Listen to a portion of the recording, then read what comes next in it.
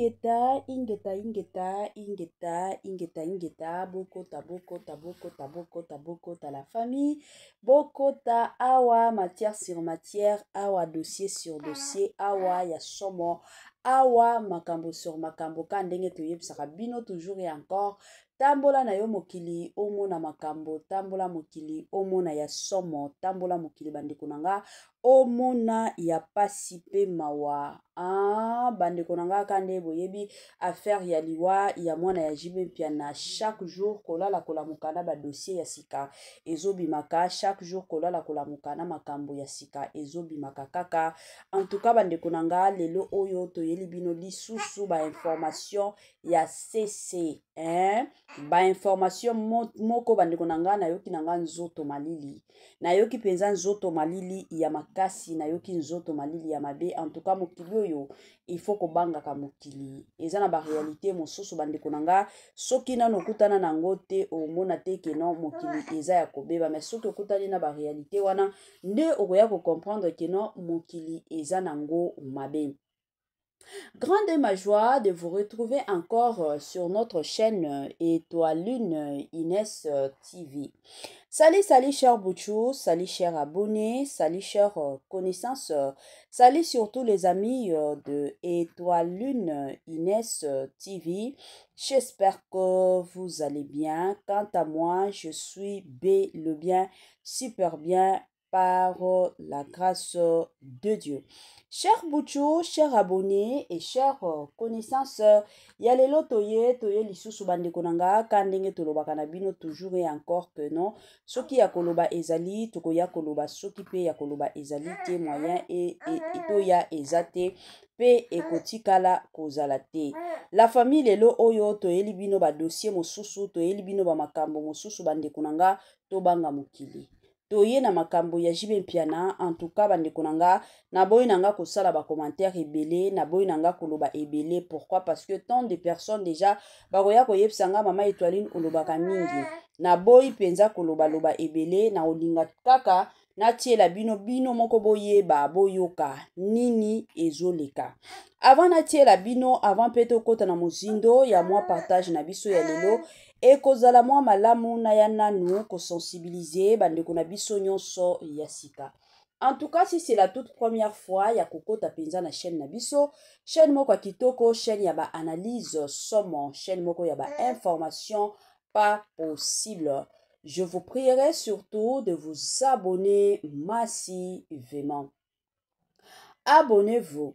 Cliquez Année ya sika, solo ya sika, agrandissement des troisième jambes, qui mobile et salakate, pe ezamukie, mama azo sepelate na mbetu, na gavke, la muki, feti e zongi, ba mama on a ba problème ya mabota, myome, fibro, trompe, kiss, règle abondante, ménopause, attaque, komina, 65 ans, mama, okobota mwana, yoka bien, dépression, maladie mentale, autisme, ata mwana alobakate, mokulu makasi, tope alalakate, tozali na solution, na gavke, bona loposo, totikali simate, vergete, babengi nduta, bouton, tache, 5 jours ya bamba, hoteli lokola lilala, teint uniforme, tozali na gamme complet, ya kopakola, ya injection, ya comprimé, ya suppositoire, esengo ezali, mama, olingi ovimbisa, tolo pesima, sans opération, benga biso na lombango, papa, mama, yo oyo, otungisama mingi, na maladie, hémorroïde, interne, topé, externe, yoka, na 2 jours ya bamba, omoni changement ya solo, ebongo, ona bokono ya, diabète, AVC, tension, topé, obésité, cave-cœur, golo solution, perte de poids, naturellement, okokota salle de sport, teo, na kisi ya comprimé, pe injection, na cave-cœur, ozongi mobimba. Ba produit na biso ezali 100% naturel et salemi na ba plan na ba industrie Allemagne pe Angleterre na gavker oko sepela. La santé n'a pas de prix, la famille, la santé n'a pas de prix. Quand ndenge toyebi sarabino, bate la santé na yo, soki oko bate la santé na yo te, mutu moko te aotikala ko bate la santé na yo. Yango eza toujours ya malamu, eza toujours ya motuya en tant que mutu, omoni ke na nzoto na yo, ozomi yo ka bien te, en tout cas benga Gavker na lombangu aya kosunga yo. Gavker azawana azosunga ka bandeko nyonso o baza na problème ya santé. O nyonso ka boyo kana Gavker bazolo bakuna nyonso Gavker asungaka. Ebele ya batu pe babengaka mama Etoiline mpona kotuna o mama Etoiline aza na besoin ya numéro ya Gavker. Soki ozwaki yango na publicité te, en tout cas komela biso na numéro oyo eza affiché na babande d'écran na bino. Bo komela biso tokotindela bino numéro ya Gavker kaka ndenge ezalaka. Ba joyeux anniversaire na bandeko na biso nyonso o ba o célébrer ba anniversaire na bango lelo na ebike boza ibele. Je m'excuse. Oyo bozo célébrer ba anniversaire kande na lobaka toujours et encore ko célébrer anniversaire ezalaka lipamboli tant de personnes lelo oyo baza lisusu na bisote. Mais soki yo zali nzambe azo garder yo, nzambe aza elongo na yo, en tout cas tombola nzambe komisa pe nzambe na ndenge moko ya malamu. Yango nga na encourageaka toujours et encore bandeko nyonso o célébrer anniversaire na yo. Moi action de grâce na église ezanga te, moi kodunda de l'autre côté pe ezanga kate et kozala toujours et encore malamu mingi. Yango Etoiline Ines TV na équipe mobimba toye penza ko souhaiter ba joyeux anniversaire na bandeko na biso nyonso oyo bazo célébrer ba anniversaire na bango lelo. Nos sincères condoléances na ba famille nyonso o baza na matanga, famille nyonso o bazolela, papa akufi, mama akufi, oncle akufi, tata mwasi akufi, mama kulutu akufi. Kande na lobaka tango matange yaka eyebisaka mutu te ke non lelo nazoyepa na bino lobi kuna nazokende pa ya bakingandi. Matange lobaka te. Yango bandeko na nga na ye penza ko présenter ba sincères condoléances na ba famille nyonso o bazolela. Ba o nyonso bazolela, ba o nyonso baza na matanga, y compris papa chéri jibe mpiana ka ndenge boyebi biso nyonso, papa chéri eza na matanga, en tout cas na ko profiter lisusu pona ko présenter ba sincères condoléances na ndenge moko ya malamu. Voilà.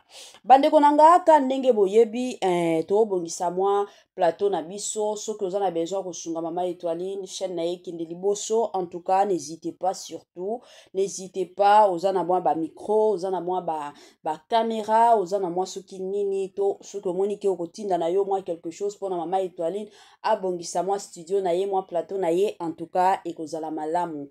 Baboyaka te soki mutu alingi akabela yo okoloba te ke no kopesanga tete bazwaka wana pe nzambe de l'autre côté akopambolaka bino. Chaîne na biso pe ezalaka chaîne commerciale, oza na posa ya ba business na yo ebanda olekaka na chaîne na biso, oza na mwa activité moko boyo salaka, olatisaka ba marié, to ozalaka na mwa business na yo, musala na yo ezalaka kotongaka bandaku, to ezalaka agence, to oza na mwa restaurant na yo, oza na mwa soki bar na yo, donc eloko nyonso oza nango, oza na besoin ya publicité, en tout cas contactez biso tokolekisela yo na ndenge moko ya malamu. Voilà. Tokota na sujet na biso la famille toye awa na makambo ya jibe mpiana. Mbutu sur les réseaux sociaux kolala kolamuka chaque jour toza kaka sinzili na makambo ya jibe mpiana. Mituna ezaka ebele, la plupart des gens surtout balingi ba zala na mwa conclusion concernant makambo ya jibe mpiana. Ebele ya batu bazo mituna ke pasa eza nini au juste na makambo ya jibe mpiana, surtout makambo o concernant ka leçon ya Océane. En tout cas je m'excuse toyebi ke soki mutu akufi ezalaka toujours malamu totikaka kotanga kombo na ye mutu wana akendo pe wana kimia. Mais mbutu eyaki kolamuka sur les réseaux sociaux koloba ke Roger Ngandu azwaki ka leçon ya mwana na biso oyo atikaki biso mwa ba makambo ezalaki ebele. Lelo oyo toye kolala ka boye tosutuki toye komona Roger Ngandu aye penza ko répondre concernant makambo ya ka leçon oyo ezolobama sur les réseaux sociaux. À part ça eza lisusu na makambo mosusu ka ndenge touti komona biso nyonso makelele na réseaux sociaux o na BCBG, la plupart ya batu baza kokufa kaka na bapota, bazo kokufa kaka na bapota, batu ebele bazoloba kaka ke jibe mpiana ayebi cause, ayebi baliwa oyo ezoleka na groupe na ye. yango pe Roger Ngandu de son côté aye penza parce que yazalaka porte-parole ya JB Mpiana. Donc ceux qui aye ko répondre c'est comme si ezaka JB Mpiana n'aurait ko répondre. Alors yé de son côté aye na ba réponse na ye. En tout cas sans plus tarder na kolingana tie la bino boyoka ndenge nini azoloba boyoka ye penza na bukebi et après Mama Étoiline arozonga pour na koya ko continuer analyse na biso kaka ndenge toza na système ya analyse tolanda et on se retrouve juste après. On a solo là na Océane de vive voix boété. Je passe son numéro de téléphone. Je sais pas elle habite où. Na yé barakou tout est sur la Congo, soit dans l'Italie, soit dans la France. Moi je travaille pour papa chéri. Je travaille pas pour sa famille. Pour sa famille, non? Récombler les choses. Ma kamunaïza cousine interne et la famille na yé ezaï. Ngana souka dans niveau d'administration, il y a orchestre. Donc il y a l'Océane, pourquoi? Ngana na France avec mission de service, abandé au Lukamon, na papa chéri Océane. Pour quelle raison? Na bouille, non, na mon même pas. 20 000 euros, il faut être bête. Il faut vraiment être bête. Aéroport Mokote Kolex a plus de 10 000 $. Il faut aller à 9 900. 20 000 euros. Na memela ki ngwap na kasha ki ngwapi. Kaleson na lo na benda ki ona kibaki koso ya Kinshasa ozaka mutazo sokola tandi na tol yo ki oyibi ton banda kwa poto elle a bien structuré. Franchement c'est n'importe quoi. Derrière ça il y a même mensonge, au lieu de créer mensonge, il faut être intelligent pour créer mensonge. Il faut amailler les pots, mensonge en tenir debout. So ça nous bête au monde que mensonge nous menango et so simbaté na bateau va réfléchir. Okay. Donc c'est vraiment bien parce que beaucoup de gens ils parlent. Maître Baja Koufi, Pota. Ndeko na biso Roki Foudaous. Yépé akufaki azaki na rep azongi akufi Pota. Ndeko na biso lisusu Jean René Ikondo. Ou azalaki tanda ya BCBG. Na minute de na solo baboye, ba iti ko benga ngala kisasa. Pas tu réfléchis que Jean René za mutuna yo tinda mo loko. Na bisi bomba luka agence mo za pembeni na tinda mo mbongo. Il est gravement malade. On a informé yo, mais quand même Jean René Ikondo. Voilà. Ndeko na biso Moulala a uti ko kufa. Chef d'orchestre ya Wenge BCBG Segen Mignon Maniata a uti ko kufa loko lokaka mbasu. Ndeko na biso lisusu Oto Bengami Zulema Yaya l'homme de bis encore. Yepeka lokolo mbasu eza nini? Ojengandu yo mille quand même l'orchestre. Mais je sais pas s'il faut tout le temps tout peut ça rabat détail par rapport à la santé. Déjà moi j'ai commencé par dire pas tu RFI, tu dois savoir que au moment joto botamaka. Déjà l'agenda ya bawe nzamba chaka déjà kumbona yebike pas tu RFI c'est pas un souhait. Ils voient moko naturel au bisoto to kendaka. Il partira telle date na circonstance telle. La preuve en est, tout le monde a pu bakam sousou, mouta malade, pendant nos kelinga, mais si Dieu ne veut pas habiller les loteza telle date au koufate. C'est-à-dire, le vrai problème est à la raquette. Tellement to linga, kaba prochain mingi, to comment n'est une illusion que koufa eza pour na bato mususu pas nous. Or, biso nyons tout, to koleke la nawana. Et puis, so remarquez bien, bato balin koufate. Mais bateau bazo rêvé qu'on est dans paradis. Bizarrement. Est-ce que tu comprends? La mort c'est naturel. Tu vas voir Michael Jackson avec tous les millions qu'il avait. Avec un médecin en permanence jusqu'à quand on a chambre naïe. À Koufa. À quel âge? Mon grand prêtre le quoi à Mutombo Dikembe. À l'hôpital, nene na Kinshasa, ko pas bimse ma malade, toi je suis infirmier, tout, ba médecin, ba docteur, tout, ba linga et pour bik. Multimillionnaire aux États-Unis. Ma coufière. Autant la sentinelle, na ministre. Ministre a koufa na 56 ans. Bon, plutôt tout, y a poto. À côté Simbité. Avec ma bongo, mon char automobile, banda, quoi, qu'on finit 56 ans. Mais Sentinelle, là, il dort mal dehors déjà.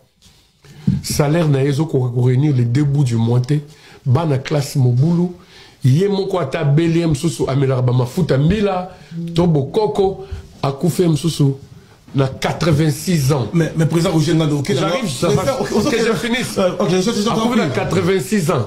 Tu vas me dire quoi? C'est pour dire l'amour est naturel. Baja, il avait un souci. Na lobango te na média. Aujourd'hui, je vais te le dire. Baja, il avait un problème de foi. Here's a great way to level up your investment game. Robinhood Gold is offering a 3% match on eligible.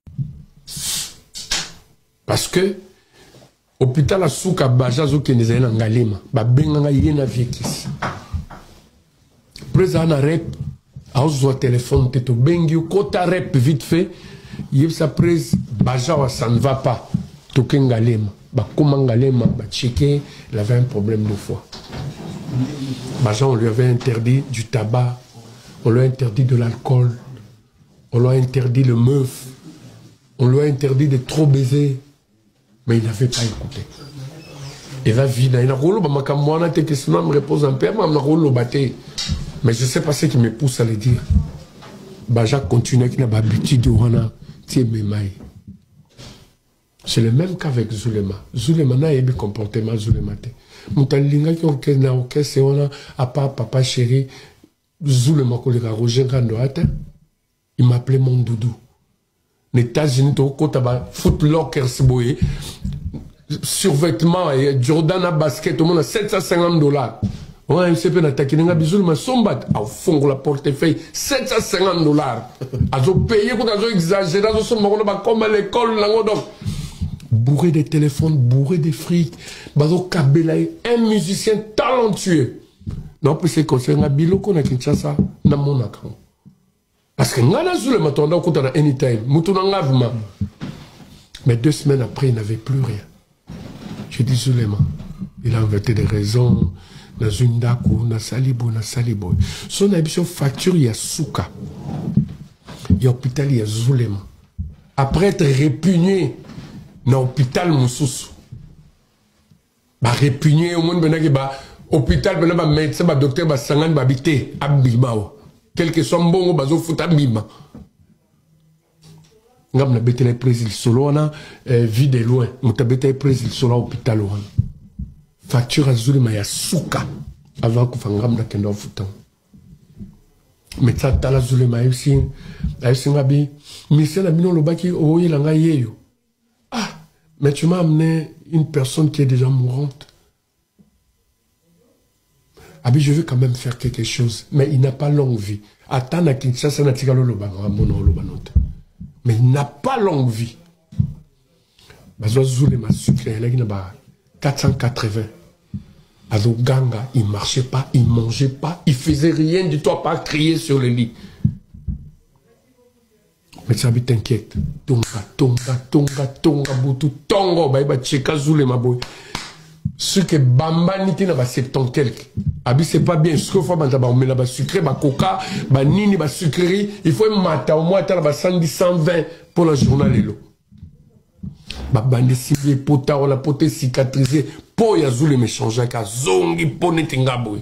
Il mangeait, il criait, il chantait, abi. Mon doudou, ah, t'as la nous a soin nanga, concert à les 10 mai, on a au salon à podium. On rigolait, tout et tout, n'a qu'un celui-là, n'est pas boss. N'a foutu parce qu'il était guéri. Je le mets rentrer à la maison, mais tu sais, ok.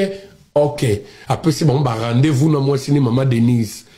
Je vous ai dit, maman Denise, l'épouse des Zulema, tout le monde m'a ramené au Lobano.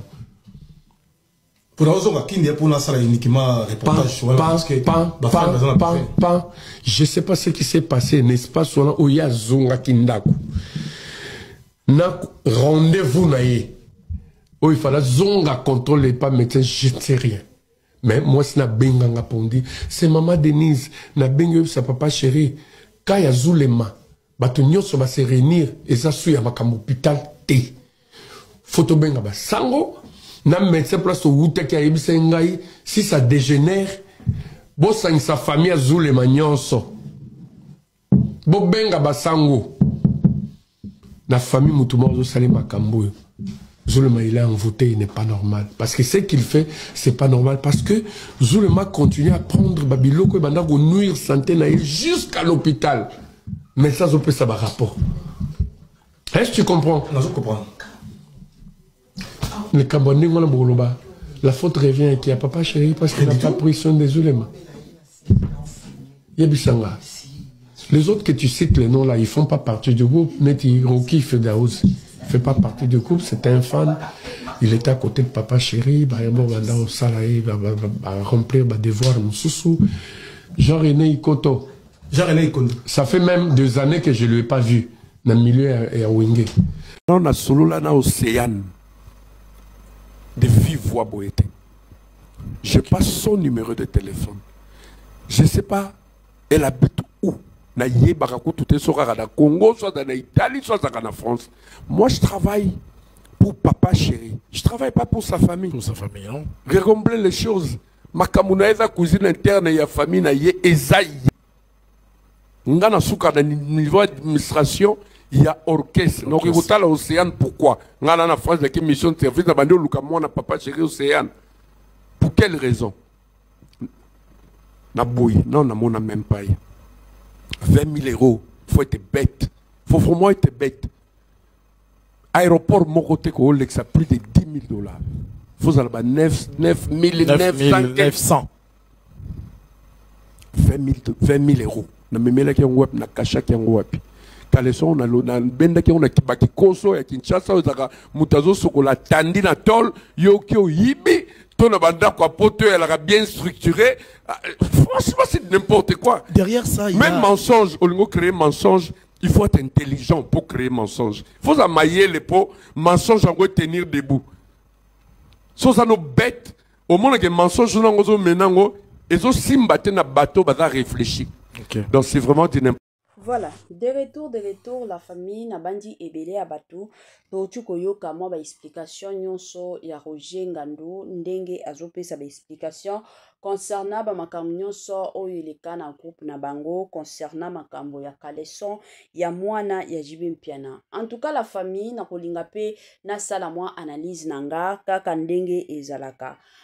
Bandeko boyebi ke na biso babantu surtout ce que tokoti mingi na mozindo en tout cas na vandi en Afrique du Sud ka ndenge ebele batu bayebi ke na za na Afrique du Sud na vandi penza na travailla na bato mwindo ya mboko yo en tout cas babiloko oyo tomonaka na Congo na tikala komona ngo te parce que soki na lobi ke ba mindele tokoloba ke non raisonnement ya ba mindele na ya biso bato mwindu ekokanaka te mais bato mwindu ya mboko yo bandeko nanga en tout cas bango tango liwa eyaka ba comprenaka na bango ka keno eza liwa toyebi ke bato mwindu ya mboko oyo baza bato moko bandimelaka na bango bakoko bandimelaka makambo ya bukoko bandeko oyo basi bakufa donc bango bazondimelaka bato oyo basi bakufa na bango baya balobela bango bakende na bango na bandako banganga bazomonaka yango na bango eza normal selon bango. Mais je m'excuse, ce qui est commis na tango ya koloba keno muto akufi en tout cas eza makamoko bamona kango normal. Bamona kango penza normal. Mais na Congo na biso tolekisaka. Congo na biso c'est comme si muto salama pour que à vivre éternellement. Ezalaka ta papa kaka ya 70 ans, papa akufi. Okomona kaka ba famille babandi balieye. Surtout ceux qui papa azalaki marié, azalaki na bana na mwasi na ye omona mwasi na ye ndi ya lieye pour que a récupérer ndako. Donc omona kaka ba chuchotement ebele oye ko banda. Mais papa soki botali âge 70 ans, eza âge o papa akendene ko pema. Mais na Congo na biso ezalaka toujours pas si pema wa. Na kotikala kaka na ba parole nanga o na lobaki na émission nanga ya liboso o na sala ya Jibe Mpiana na lobaki yango na lobi ba liwa o nyonso ezokoma na kote ya Jibe Mpiana eza ba coïncidence ezalaka bongo lelo oto obetela ngo lisolo parce que Jibe Mpiana aza personnage public mais soki Jibe Mpiana kaka Jibe Mpiana oyo azalaki ke aza personnage public te aza atikala koyeba na te tolingaki toyeba histoire oyo te ke non côté ya JB Mpiana bato baza kokufa tolingaki toyeba ngo te. Na ba famille na biso tozonga na ba famille na biso combien bato bakufaka na ba famille na biso. Na ba entourage na biso omoni camarade kingandi akufi côté mosusu o tata mwasi akufi côté mosusu mutuki. Donc oye ko comprendre que na entourage na yo ezala ba voisin matanga eza kaka landana ce qui est normal. Mais JB Mpiana parce que Ling Star c'est fini. Ye muto azolekisaka bango aza na besoin de succès depuis kala oyo JB Mpiana abanda ba succès na ye. Totikala komona place oyo bato kufa pamba na côté ya JB Mpiana. Kaka lelo oyo JB Mpiana succès ezalaka lisusu tenenge ezalaki kala. JB Mpiana azalaki na succès ya makasi depuis kala toyeba ye, mais totikala koyoka te ke non yango JB Mpiana alekisa mutu kingandi totikala koyoka ngo te. Kaka lelo oyo JB Mpiana succès ya malonga azalaka nango lisusu te. Toya kovanda toya koloba ke non ndenge za boye JB Mpiana alekisa mwana na ye. La famille totika ba makambo wana. Bomoni soki nano kufela te. C'est trop difficile oya ko comprendre façon oyo JB Mpiana azoyoka. Batu o bakufela babiso o tokufela toyebi douleur ndenge zalaka. Mosusu ozomi tuna na zolo tato eza réalité. Mosusu ozoloba makambo oyo eza ya solo papa vraiment akenda azalaka te. Eza pasi. Alors botika JB Mpiana alela mwana na ye, totika pe mwana JB Mpiana akende kopema na kimia. Tokoki kobanda kovanda te ke non matin midi soir eza kaka JB Mpiana amataki. Matin midi soir eza JB Mpiana akitaki. Matin midi soir eza JB Mpiana asalaki boye. Totika pe JB Mpiana bande kunanga de son côté pe ape misanzoto, de son côté pe ape mabande kunangai. Mosusu biso ba congolais tokomi ko exagérer, tokomi ko lekisa na mwa ba comportement na biso na ndenge tozozuela makambo. Ezo sala pasi. Ata soki yo lingaka na yo JB Mpiana te. Toye koyebisa mutu te ke na bolinga JB Mpiana. Toye koyebisa mutu te. Mais ata soki olingaka JB Mpiana te, en tout cas na moment oyo eza moment ya kolakisa quand même soutien envers star mboka na biso. Olakisa ta mwa soutien ya muke kaka. Ka ndenge ezalaka ta mwa ka bolingo ya muke o compatir na ndeko. Mais biso ba congolais ce n'est pas le cas. Na ba moma ya boye nde ba moma biso tomonaka ya koya kosala ba chantage, nde ba moma tomonaka ya koya kosala ba rando, nde ba moma biso tomonaka ya koya sikoyo kosabola nde kosabola, nde ba moma biso tomonaka ba moma na biso oyo ya koya sikoyo koloba o nyonso tokolinga koloba. En tout cas eza kaka pasi pe mawa bandeko nanga. Babilo mosusu nga na lobaka soki eza eloko ya kosala pasi na koya koloba keno eloko oyo ezo sala pasi. Chers compatriotes, totika motema mabe oyo toza nango. Motema na mabe oyo esungaka te, mais plutôt ebebisaka. Motema oyo toolakisa envers JB Mpiana eza motema moko oyo ekotikala kosunga biso te. Oye ekosala biso te ke no to avancer mais ekobanda ozongisaka biso ka sima. Pourquoi? Parce que biso tolingi to bebisa morale ya JB Mpiana et ce qui n'est pas bien. Eza bien te ata mukete tozala na bolingo bandeko nanga bolingo eleki makam nyonso. To compatir na JB Mpiana ata soki ona JB Mpiana boyoka na kate mais na moment oyo eza moment moko ya kolakisa bolingo parce que liwa yebisaka mutu te ke non awa nazoya epa ya JB Mpiana lobi kuna na kokende pa na yo te. JB Mpiana tikala koyeba te ke mwana na ye akokufa tikala na ye koyeba te. Mais soki ayebaki alingaki a planifier, alingaki a préparer, alingaki a loba ko mwana nga zokufa na sala boy na sala boy na sala boy. Na kenda ta kokutana na ina solola ya suka atikala koyeba te. Mais ezaka ka news moko oyo yaki en tout cas na ye de son côté azalaki perturbé na ye de son côté atikala koyeba te ke non makambo oyo ekokomilanga. Alors na moment oyo eza moment ya biso ba congolais to ya kolakisa bolingo avec JB Mpiana.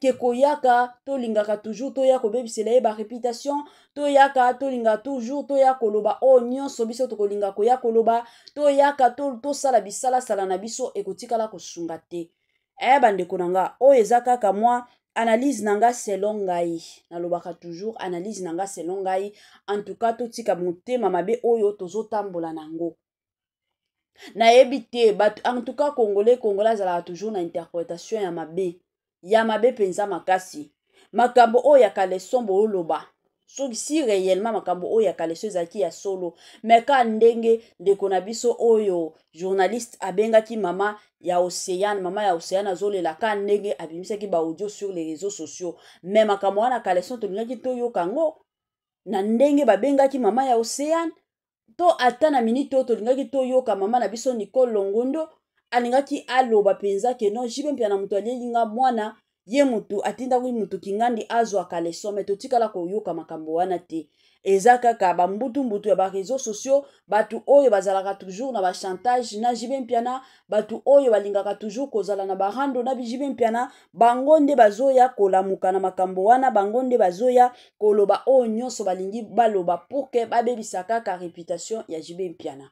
En tout cas c'est dommage nga nalobaka babilo mosusu na préféraka nanga koloba na boyaka nanga kovanda kimia malamu toyebisanaka ba vérité ekozala penza malamu et encore malamu mingi nayebi ke na réseaux sociaux mutu na mutu aza na ndenge akosala mosala na ye mutu mosusu akoya na ye pour que azala na visibilité il faut afinga batu mosusu ata soki afingi na ye te akoyaka asali analyse mais azwi visibilité mais bino bozoya kofinga bozoya kobebisa ba réputation ya baninga boyeba keno ekozala na bino pe na jour moko ka likambo oyo ekomeli jibe mpiana yo pe tiango na mutu soki situation oyo ekomeli nga nde mon côté na kosala nini na komiboma to na kozala makasi to ekozala ndenge nini.